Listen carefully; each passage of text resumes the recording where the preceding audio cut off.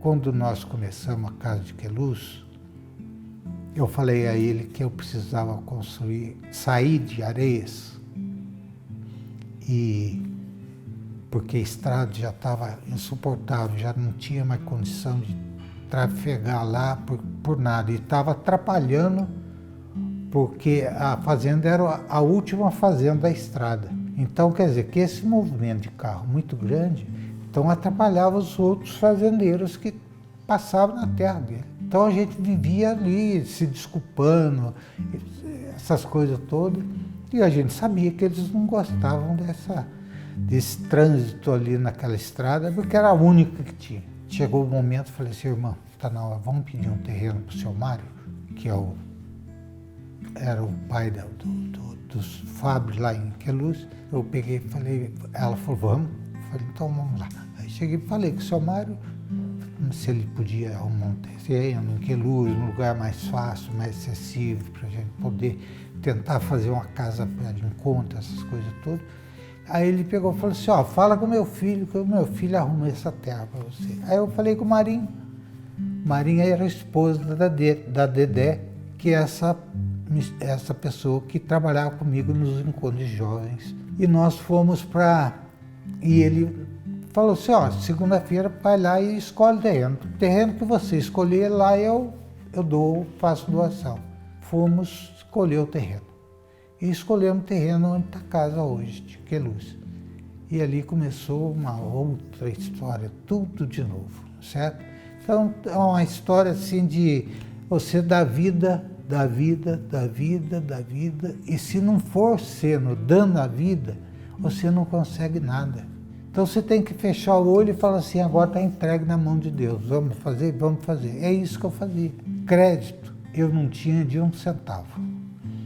O Padre Jonas não conhecia ninguém na região, estava sendo um padre novo que veio para Lorena, deu aula em Lorena, salesiano, e que foi para a diocese, certo? Então, quer dizer, não tinha crédito também de nada.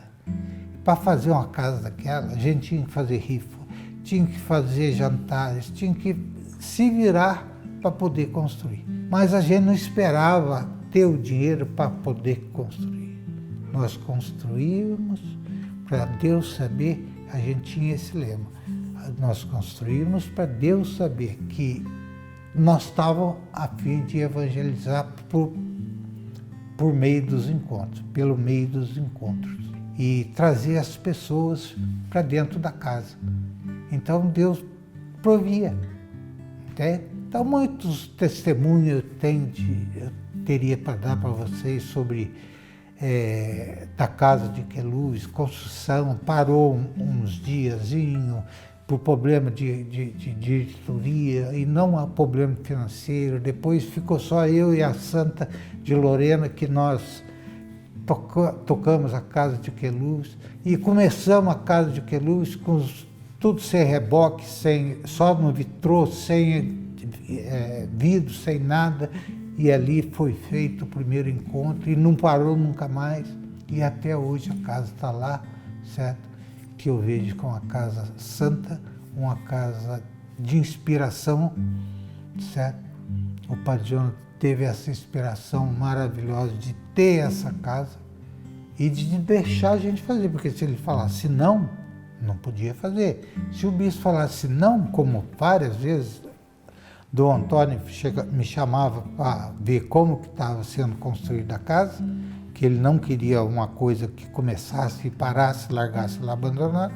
Então Dom Antônio também me pegou firme comigo sobre isso aí. Mas eu vejo a bênção de Deus nisso, não é? Você começar de um lugar do nada, que foi em Bananal, depois vim para Areias, depois de Areias vim para Queluz, de Queluz está hoje no Brasil todo. Então, isso que para mim é o mais importante, é fazer a vontade de Deus, não fazer a nossa vontade. Que todas as vezes que nós tentamos fazer a nossa vontade, não deu certo. Certo? É duas coisas que a Canção Nova nunca pode ter: medo e fazer as coisas sem consultar a Deus. E o lugar mais certo de consultar a Deus, que o padre sempre falava comigo, não era rezar, vamos rezar agora para ver como vai construir a casa de Queluz. Não, a gente ia para a missa e entregava a Deus. Era na missa que nós entregávamos para Deus. Não tem outro lugar melhor do que você conversar com Deus, a não ser na missa. Então é lá que Deus, você dialoga com Deus, vamos dizer assim, entre aspas, né? Lá que você negocia com Deus. Deus, eu preciso disso. Como faço? É na missa. É ali que Ele está. Então, para nós era muito importante isso, de estar lá firme e trabalhar. E outra coisa, não ter o medo, né? Se eu tiver medo de fazer alguma coisa, na obra de Deus não se faz mesmo. Porque Deus não provê. Entende? Então, se dá o passo, Ele te acompanha e não deixa você desamparado. Mas se você não der o passo, Ele não vai pegar a sua perna e fazer você dar um passo. Você tem que fazer. Então, para nós era importante justamente assim, de ser aberto a Deus. Entende? Com toda a dificuldade que a gente tinha, eu comecei a minha vida no cursilho de cristandade, foi quando eu conheci Deus.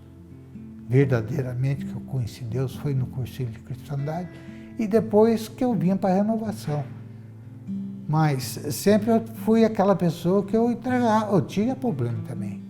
Eu era gente, eu não era, certo? Então eu tinha os meus pecados, tinha os meus erros, cometia muita coisa, mas era na missa que eu ia, eu confessava, comungava e entregava as coisas para Deus.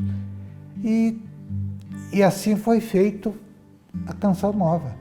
Então, para mim é muito interessante dizer para vocês que a Canção Nova é um ato de fé muito grande.